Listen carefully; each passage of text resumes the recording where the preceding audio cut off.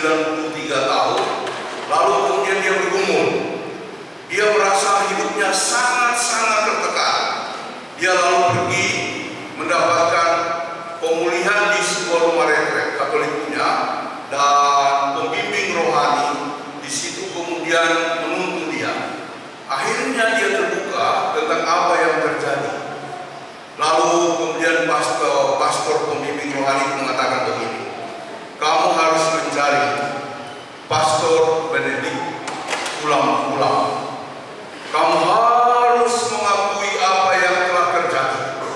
Lalu kemudian dia datang kepada pastor itu, dia mencari pastor itu di Kerala, dan kemudian dia membawa anak-anaknya dan juga cucu-cucunya. Di situ dia mengaku, pastor, sesungguhnya yang membunuh wanita itu adalah suamiku.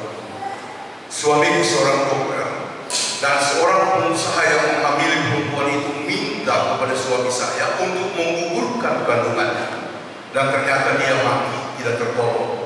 Lalu suami saya kemudian panik.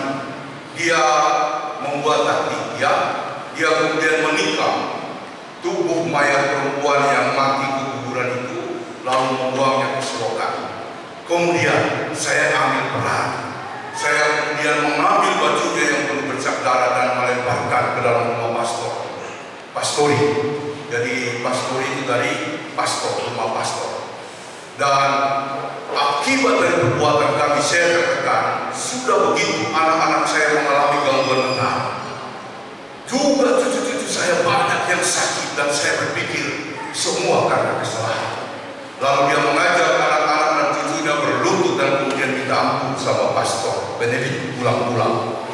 Pastor Benedict ulang-ulang mengatakan begini, waktu itu saya memang tidak berdaya dan tidak punya kekuatan untuk membela diri. Saya terima hukuman itu. Dan ketika dalam penjara, saya sudah berdoa kepada Tuhan mengampuni siapapun pelakunya. Jadi ibu pulang, saya sudah mengampuni. Saudara-saudara, kalau kita baca tadi ayat 5 sampai dengan ayatnya yang ke-7, itu adalah perikop pertama ya. Tadi Pak Iki bilang perikopnya kayak putus begitu ya.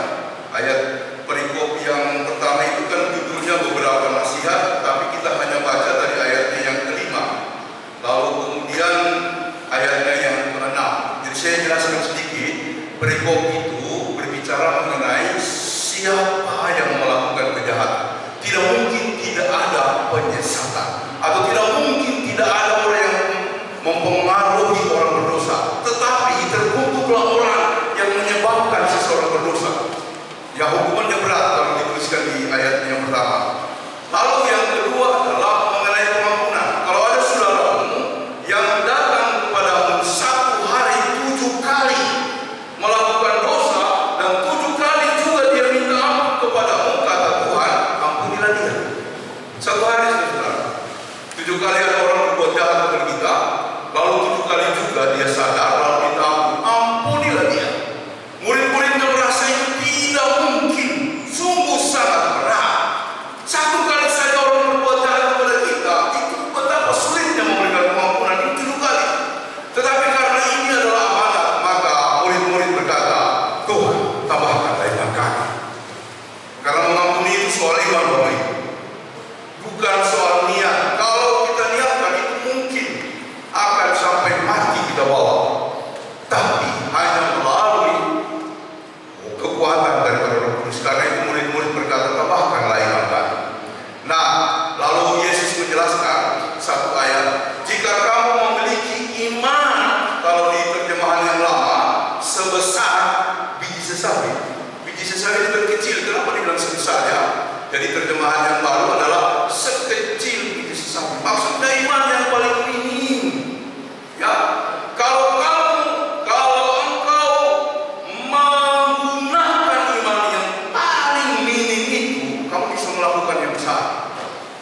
Ya, kamu bisa mengatakan kepada pohon itu terbangunlah, atau pindahlah, tercabutlah, lalu pindah ke sungai atau ke laut, tertanamlah ke laut. Ini mau menggambarkan bahwa iman dioperasikan, ya saya pakai bahasa manajemennya, bila dioperasionalisasikan, maka dia akan menjadi kuat. Bapak Ibu, pertanyaan saya, dulu pernah saya tanya, siapa di sini yang sudah punya iman sebesar biji sesali? Ya, ada di sini yang sudah punya iman sebesar biji sesali? Gak ada yang sudah punya iman sebesar biji sesali? Sudah, semua kita sudah punya, cuma kita tidak pakai. Karena bagaimana mungkin kita berdoa, aku datang beribadah, hari ini datang beribadah, ada banyak kepentingan, sudah banyak kepentingan, ya selalu kan kita mendapatkan renungan, atau di renungan harian saya beberapa kali di sini diulas bahwa iblis paling tidak suka melihat orang berdoa, beribadah, apalagi melihatnya. Ya, dia akan ganggu kita untuk berdoa. Kan kemarin saya sudah bilang, ya, di rumah kami itu ibadahnya itu malam. Koordinator ibadah itu adalah istri saya, Ibu Arta. Pokoknya saya bilang, Pak, apapun kondisinya kamu aja kita berdoa. Tapi kan itu kadang-kadang tidak mudah, ya kan? Saya lalu nanti, Pak, ayo berdoa. Tunggu dikit lagi, Pak. Kenapa saya bilang tunggu dikit lagi? Supaya dia masuk kamar dan tertidur, ya. Pulang kerja kan biasanya cuma capek. Benar, saya udah tidur ya. Jadi batal hari ini tidak ada ibadah. Salah itu. Iblis yang menang. Semua kita mengalami persoalan itu kan. Kalau diajak berdoa banyak alasannya dan pasti diusahakan oleh iblis supaya gagal.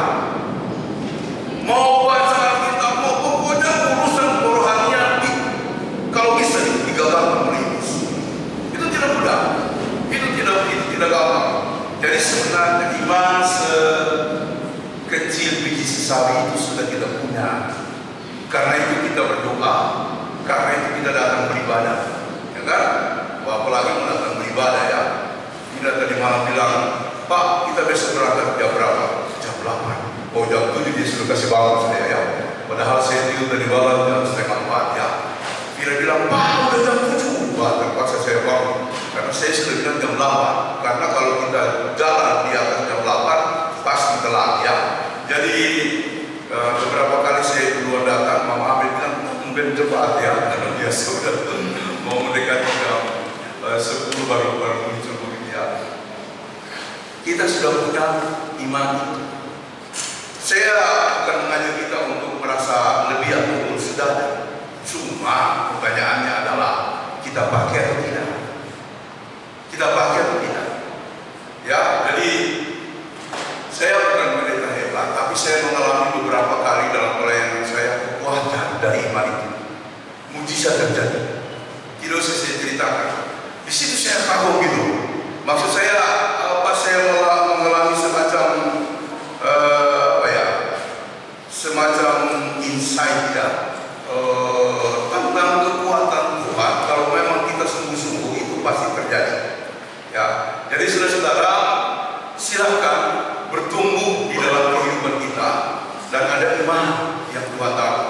Dia bisa membantu kita untuk memutuskan sesuatu secara tepat.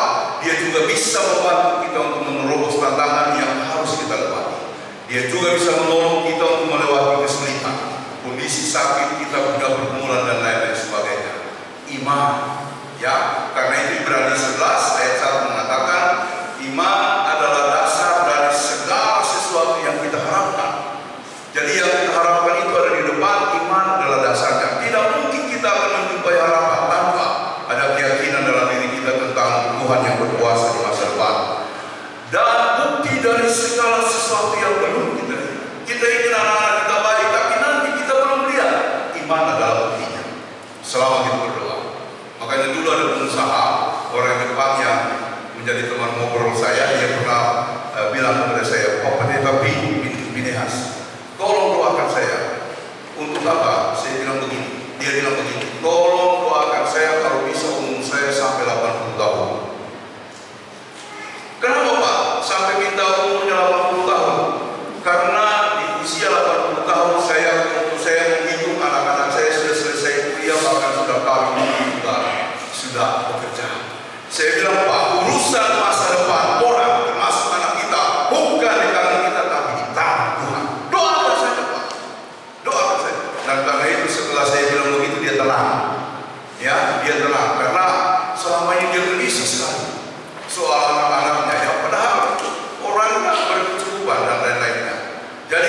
Bapak Ibu saudara, iman adalah kekuatan kita untuk maju.